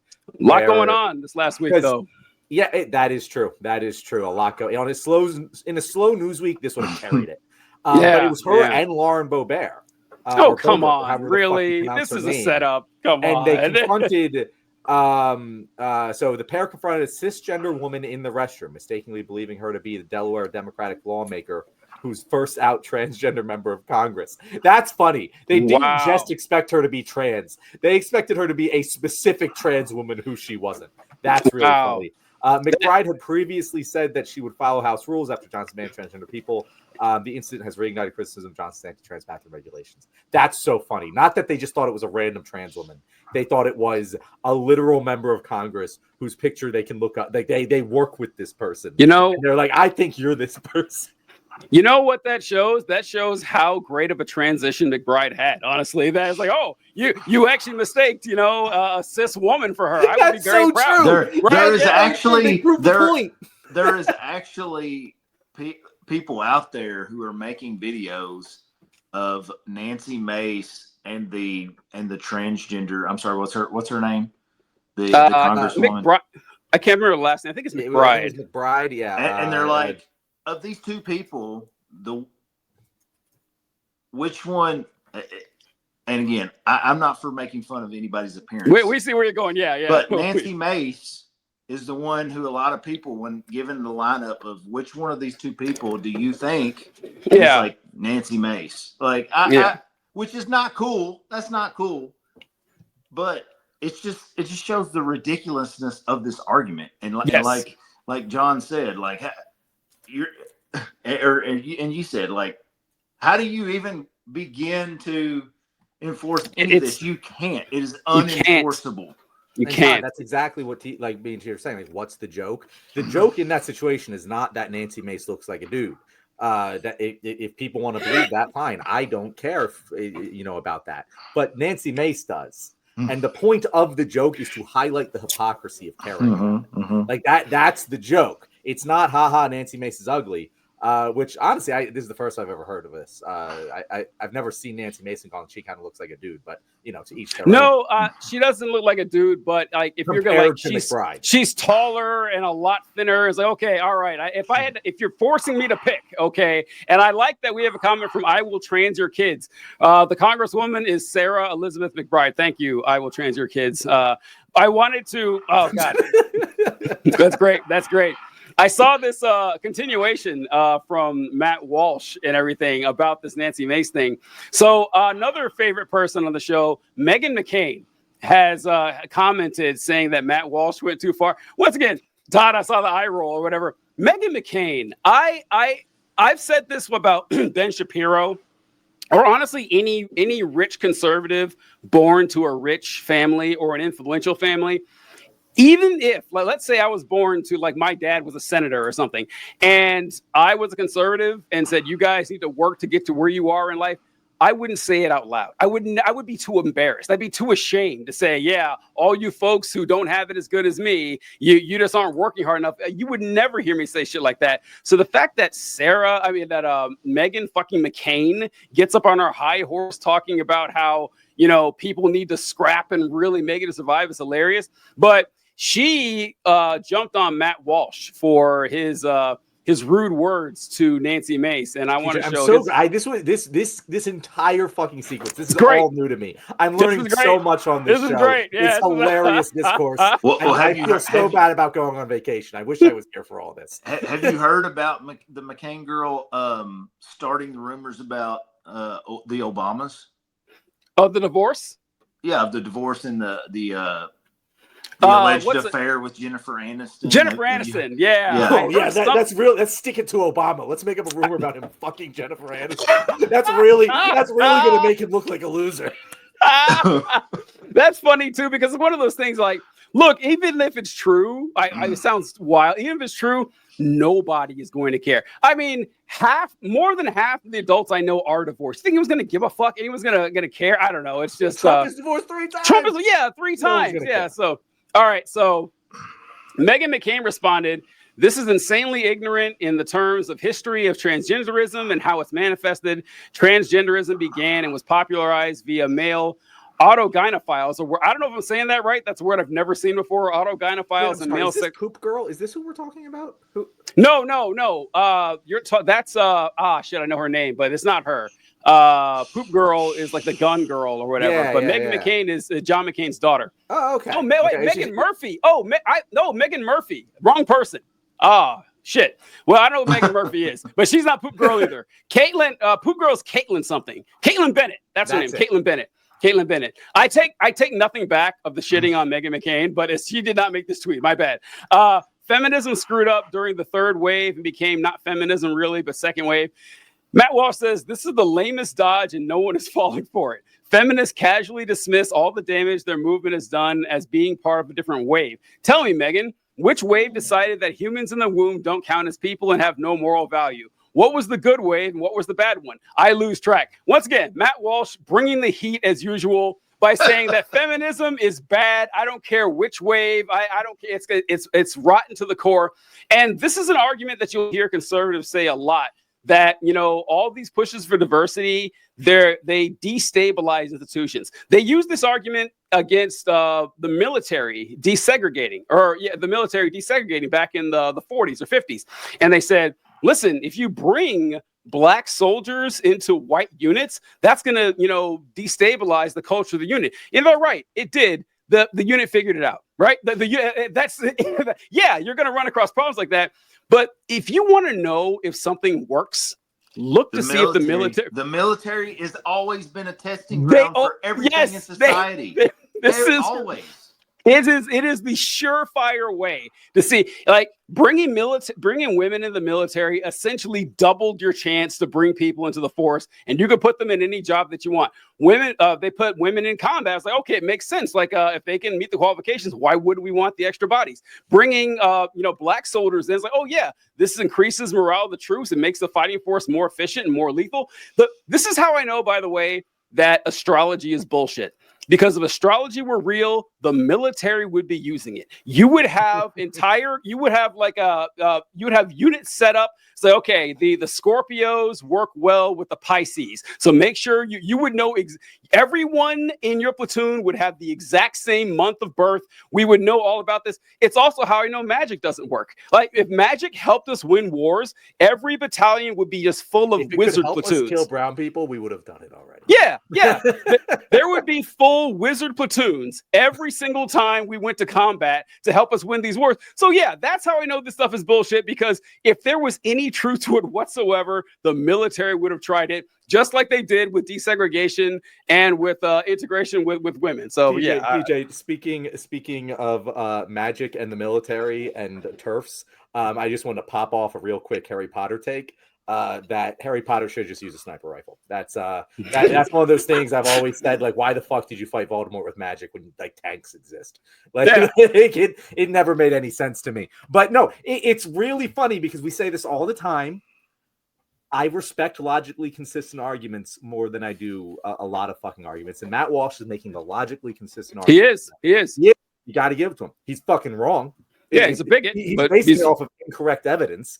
Because, like you said, if this were actually true, if segregation or integration, I was like, what's the opposite of segregation? Yeah. If integration actually destabilized institutions, our military would suck dick. Yep. Our entire country would suck dick. What? How do these people think that we are the country that has the most diversity, the most immigrants, the most clashing of cultures, and we just coincidentally also happen to be the richest country overall, the richest country per capita, the country with the strongest military, the country with the strongest tech sector, all of these things, the country with the largest cultural output, all of these things exist. And we did it in spite of the fact that we're the most diverse country? Are you really fucking trying to tell me that? Yeah, like I said, with the fucking diversifying your stock portfolio. Conservatives understand that. They understand why you would need to balance out the different stocks you invest in, even if each individual stock is of equal value. So why don't you get that with people, bro? It's human capital. Yeah. It should make sense to you. The only argument you could make that would be logically sound, the only one, is that what you said, that it happened in spite of it. Because us being the most, the richest or most powerful country, whatever, and being the most diverse doesn't necessarily mean that the diversity caused that. That's true. but it does mean it didn't prevent it, right? You can't argue that it prevented it, because we could be, China is not particularly diverse, but China is catching up and beating us in a lot of ways. One of which is with the DeepSeek AI thing, as you guys saw a couple weeks ago. Which, look, I don't like AI. I'm a boomer when it comes to this shit. I don't like it. I don't like asking it questions. I don't like talking to it, not because I'm like scared or whatever, but once again, like, I take pride in what I write and the jokes I tell. I'm not going to go to a fucking machine to do it for me. That's just me. But, these giant plagiarism machines, that it's been very funny that last week, I can't remember the guy's name, but he was standing next to Donald Trump saying, we're going to invest $500 billion into OpenAI, a number I'd never heard before. I don't think I've ever heard anyone say 500 billion before like that, unless it was like in a math problem or something. Certainly not when it came to dollars. And I was like, whoa, that's a huge investment. And then 10 minutes later, China comes out and says, oh, we got one better than you, and we did it for $6 million, and tanked all the AI investments in the stock market. Very funny to see NVIDIA lose $1 billion overnight or something like that. What did you think when you saw that, Todd? I'm like you. I'm kind of boomerish when it comes to all that kind of AI stuff. It infuriates me. AI. It infuriates me. Like, somebody sent me a thing of an advertisement of some sort of new AI schoolwork. Like, you don't even have to write a paper here to do this, and it'll create the perfect citations. It'll do all this stuff. And I'm like, why did I even go to college? Why did I even get these degrees? Well, I know why, but still, it is infuriating to me to know that kind of stuff is out there, and that it'll be used. Some will use it for evil. But yeah, I was the same as you. $500 billion. I was like, wait a minute, our entire defense budget's like $800 billion. So that's a massive number to say that you're going to invest into one project. It's a cartoonishly large number. It is. It's $800 billion, by the way, folks, for 10 years. Whenever you hear these budgets come out from the government and says, the budget military is $800 billion, that's $80 billion a year. I don't know how long the OpenAI investment was going to last, but goddamn, $500 billion. Like, what do you think when you saw this, John? Yeah, so before I get into that, Kyle issued a correction for me, and a lot of people correct me when I say this. He said, correction, we aren't the richest country per capita. We're not even in the top 5. That is true. When I say richest country per capita, I mean of the countries that fucking count. Because, Luxembourg has a higher per capita GDP than us. Who gives a fuck? But, that doesn't matter. Like, all of the countries above us are not in relative size or prominence to us. Of the peer nations, we have the richest population per capita. Anyway, that's like scoring 35 points per game in the NBA in 4 games. Okay, good job. Exactly. Really exactly. Like, you need a certain level of minutes played before you compete for this title. But anyway, yeah. So here's the thing. I agree with your assessment of AI, PJ, especially when it comes to these language models, because it's dumb. I fucking hate using it. Like, I have tried to use it, and I'm just like, every single time I use it, I spend more time correcting it than I would just writing off the tips of my fingertips. Yeah. To be fair, I'm really fucking good at that. Like, I do this a lot. I am a fucking writer. This is what I do professionally. I'm a professional fucking communicator. I can do a better job than ChatGPT. But a lot of people can't, and I do respect how it does help a lot of people articulate things that they couldn't have before. Do I think that there might be some problems with people using that as a crutch and not able to actually analyze, what the fuck people are saying? Yes, I do. But all right, there are marvels in machine learning and AI, like absolute marvels. It's going to completely revolutionize the human experience. When you apply this sort of technology to the medical field, when you apply it to physics, when you apply it to all sorts of things, like, we're going to just solve so many diseases. I read an article the other day that we were able to use language learning models with elephants, and we found that elephants that are like in the San Diego Zoo are communicating with elephants that are in a zoo, I think like in fucking like Las Vegas or something, and they can hear that distance, and they were able to identify specific patterns that were names, and when they played them back to elephants, if they like played that pattern back, the elephant would go, and respond as if someone was calling its name. Like the applications of these technologies, when people are just like, "Oh, AI, it's poopy shit," like I don't agree with you there, because like the applications of these technologies are very important, and it is going to determine the next generation of technological dominance over this world is who can build the best AI. And I do think that's important. I do think it's something worth investing in. At the same time, giving $500 billion to OpenAI is open corruption. And there's no other way to look at that other than this is just fucking corruption, especially when China's releasing DeepSeek as an open source fucking platform. It is maybe the most damning fucking indicator of why capitalism sucks is that this, and China's mixed market. I hate when people call it communist because it really fucking isn't. But like when this much more communist economy is able to produce the same thing we have spent all of this time and effort and capital on and they make it better, cheaper, and freely available. That's better in every fucking way. Yeah. It clears it every single time. And OpenAI had a head start. Like OpenAI has been working on this model for longer than this Chinese company has. And they just fucking kicked our ass at the most important technological innovation that we have right now. It's like the fucking space race. So yeah, this is just a laughing, it turned fucking Silicon Valley into a laughing stock. And that's why you saw the largest falls in fucking stock prices for companies like NVIDIA in like the history of the US stock market. Because once that idea that, oh, they're always going to be dominant, once that goes for gooey, you're going to see the house of cards fucking fall, and it's not going to be good.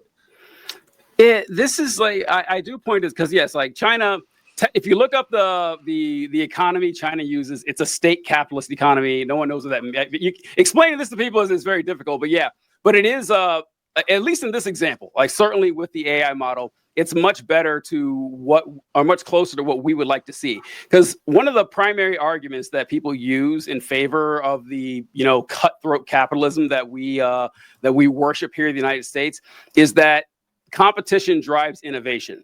That let's say John and Todd and I all have differing companies, different companies trying to make cell phones or whatever. And the theory is that if I want to sell my cell phone, I have to make a better phone than them. And so whenever John comes out with the new, like his camera is really good, it's like, okay, well, I got to make my camera better than John's. Or Todd comes out and his interface is incredible. People love it. Okay, I got to make a better interface. And that competition keeps making better and better products. All right, that's one way to go. But, guilds can develop here like they did with light bulbs, where they all got together and said, hey, the light bulbs are lasting too long. Let's stop sell. We're going to agree we're not going to sell light bulbs that last 10 years. They're going to last 2 years and they have to buy more, so we make money.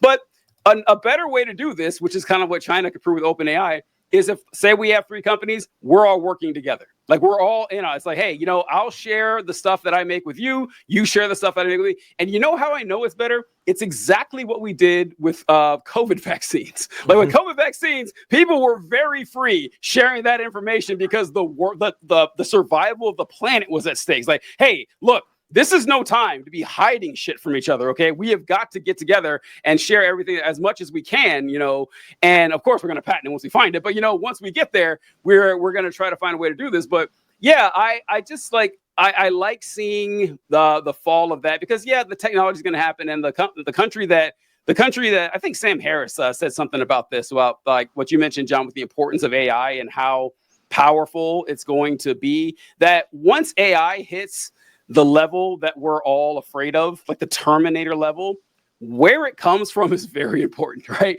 Like if the Chinese government develops Terminators, it's over, right? It's done. Like they are the rulers of the planet. So I can see like for national security why Americans would really want to invest in this, space race style. But seeing like their vision of this system just collapse on its face in a hilarious fashion. The stock market collapsing is bad, but it was funny. What did you think when you saw it, Todd?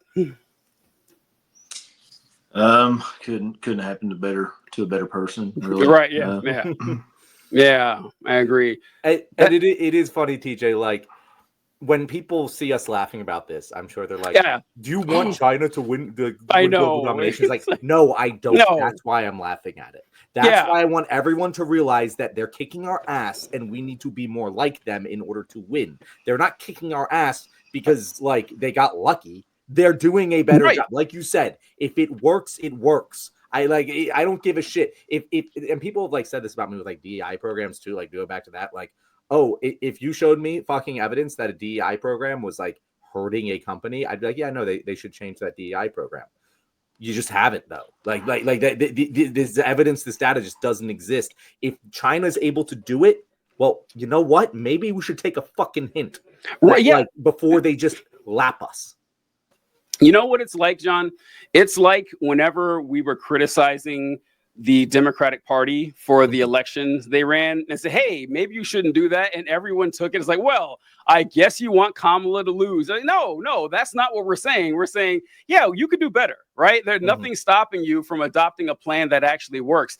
And to close out, we're losing time here, but I wanted to mention, this is a little back further what you said, John, about gloating and everything, about leopards eating people's faces. Have you guys... One thing that I want to see stop, it's been long enough, we have to put a plug in this, is people berating folks who didn't vote for Harris. What good is this doing at this point? Right? I don't see the value in like making videos and like long dissertations about, well, I hope you guys got what you wanted, and now I'm sitting out of politics, and I hope you guys suffer. I hope Gaza gets turned into a glass parking lot, and Latinos, you guys are getting kicked out. Why should I care? I don't see the value. And like you said, John, like just laughing at regular people with no power and saying that, well, I told you so. Good job with I told you so's. We got to get up and win the next election, and this isn't going to help us. So I don't know if you guys have seen that, but I find that very frustrating. I see it a lot, and it's the exact same thing I said. About providing cover with the Nazi salute, right? If you're doing that, first of all, you don't have evidence that those people sitting out caused Trump to win, because again, it doesn't exist. When we did this with Hillary, I've been looking for this data. I don't think it's like come out yet, but like when we did this with Hillary's loss to Trump, we saw that the percentage of people who identify as progressives who voted was far higher than the percentage of liberals and moderates, who people identify as liberal moderates, who went out and voted. Progressives are the highest percentage voting population in the country. We are not the problem. Us sitting back and not voting is not the problem. There's some of us who are vocal and don't do it. And most of those people are fucking college kids. Like, this just isn't an actual problem. And by complaining about that, you are providing cover for people who just actually want to see Gaza burn, and giving them an outlet and say like, oh, I'm just attacking the progressives, but I really do want to watch Gaza burn. You're providing cover for that. And there's no reason to do it because, again, you don't have evidence to back up your argument. If all progressive voted, they'd probably win. But the bigger problem is the far larger population of liberal moderates not voting at lower or at higher rates than the fucking much smaller population of progressives. It's just not a real issue. And by drawing attention to it, you're really just you're helping the bad guys win. Todd, have you seen any of this? Well, actually, we don't know your opinion on this, so it might be totally different. Let's hear. I've been seeing a lot of it. And here's a couple of takes I have on it. First is that there's no way to pinpoint which group of people caused the election to go whichever way. There's not one group. And one of the hard things about being a Democrat, being progressive, is that we have being the party, the party that cares somewhat about human rights. Mm-hmm. And the other one does not, is that there's a lot of different factions of people who have different ideas about how everything should be handled. And I actually ended up on a weird side of TikTok the other day where this Jewish creator who was super Zionist, who was like, we don't give a shit about Elon Musk salute. You liberals need to stop even calling it out, because we told you the whole time who the real Nazis were. It's the Palestinians. And I'm like, where did this come from? Where's this Jesus TikTok come from? But here's the thing. The Harris campaign, Democrats, they had the opportunity to win this election, and they didn't. Like, they had the opportunity to sell what they were selling to the electorate, and the electorate didn't buy it. And at the end of the day, it's the DNC, it's Biden, it's the Harris campaign, it's their fault. Like, they lost this by 1%. Mm-hmm. So there's a million things they could have done to get that extra 1%, and it be a different outcome, and they didn't do those things. So the 3,000 college kids across the country who didn't fucking vote because of Gaza, they weren't what flipped this fucking election. It was what you're saying, the actual leadership, the people in power that made the decisions that they did. TJ, what you said about the military, if the military is doing it, it's probably fucking effective. Same thing with the NFL. You know, it's like, if you look at the NFL, they call it a copycat league, because every time someone comes out with a better strategy that wins, everyone fucking copies it. They don't go, oh no, even though my strategy lost, I'm going to stick with it. Right. This one is right. No, they fucking don't. The people who do that get fired, and they don't get fired in a decade. They get fired the next fucking season. They might get fired in that same very fucking season, because that's a league that actually cares about winning above all else. That's not how the Democrats fucking operate. They're like, oh, how dare you suggest that we change our strategy as a result of a loss? That would be terrible. We have a guy in our comment section right now saying the exact same thing. American Wasp with Theater McBusiness. I don't know if that's the name of a show or if that's the actual guy. But he was like, have you all covered the DNC regime change as a big lesson from this election loss? We need to replace baby boomers' DNC neoliberal leadership with young, angry, unapologetically aggressive progressives. And Dieter, you're going to love our show if you subscribe, because that is what we talk about all the fucking time. The people steering the ship are steering us into the iceberg. And if you're trying to defend the people steering the ship, you're pro-iceberg. I don't really give a shit about why you are that way. It's going to result in us hitting the iceberg. Yeah, that's a great example with the NFL, John, because you're right. Like, the NFL is the most successful league by far. The one good reason is revenue sharing too, by the way. Mm-hmm. There's so many great examples of the NFL. Cannot stress enough how important it is that the NFL shares revenue for, broadcast money. It doesn't matter if your team sucks. It doesn't matter if one team has played more than the other. They all share the revenue equally. And as far as the leagues go, there's, until recently, I mean, the Chiefs they make money. They may not be the best football teams, but they will all end up making money. But the example you gave about how, hey, listen, if your team sucks and you find out, like, other coaches are making better decisions and other coordinators are making better decisions, other GMs are drafting better players, I'm going to copy the ones that are being successful. I'm not going to blame the fans for not cheering loud enough. Yep. Like, that's what they're like, listen, where's our 12th man? You guys aren't showing up to the stadium. You guys aren't cheering loud enough when the other team to try to disrupt their huddle and their hard counts. What's wrong with you guys? Which is what the Democrats are doing. The Democrats are like, well, people aren't showing up to our games. Let's yell at them until they start attending. Say, no, like Todd said, give them a product they want to buy. I am tired of the sanctimony that I'm hearing for Democrats, and that, like, this is true for leftists too. A lot of times, that they said they'd rather be right than be effective or whatever. So, like, if you're married to this idea that, no, what I did was right, okay, did it work? That's what I want to know. Because, like, Donald Trump, listen, I'm not saying Trump's a great guy. He did win 2 elections, all right? So you learn from your enemies. You don't got to be a terrible person, but learn what he did to ingratiate himself to people who were not clamoring for Donald Trump to run for president, not even Republicans. If you guys remember back in the day, they didn't want him. They didn't like him, but he won them over. Try winning people over instead of just being a dick and saying, yep, if you don't listen to me, then I guess you're a moron and an idiot and you have no values or whatever. But actually, you know what? You can do that, but you got to be charming and funny when you do it. And, which is what we try to do here. But I don't know. That's about time to wrap things up, fellas. Hey, that's a great way to end it. So if you made it to this part of the video, thank you so much. I haven't said this in a while, but you really are our favorite viewer. No, not the guy next to you, not the guy behind you, you, the one I'm pointing at right now. And if you want to know where to find our wonderful guest, well, I would hope you already know already because he's been on the show enough. But Superman Todd, where can people find you? I'm on TikTok until it gets banned. I think I might start a YouTube channel here pretty soon. But as of right now, I'm just on TikTok. Fantastic. We appreciate you, Superman Todd. Folks, we appreciate you watching the show as well. If you want to see me fuck up more Gen Z hearts, I have a hard time doing that. I don't know how they do that. It's kind of hard for me to do. I don't know either. Oh, God, it's difficult. Yeah, I don't know. But stick around for the show. Watch the episodes. We'll insult you, but we will be funny about it, so we know you'll enjoy it. So catch you guys next week. Good game, fellas.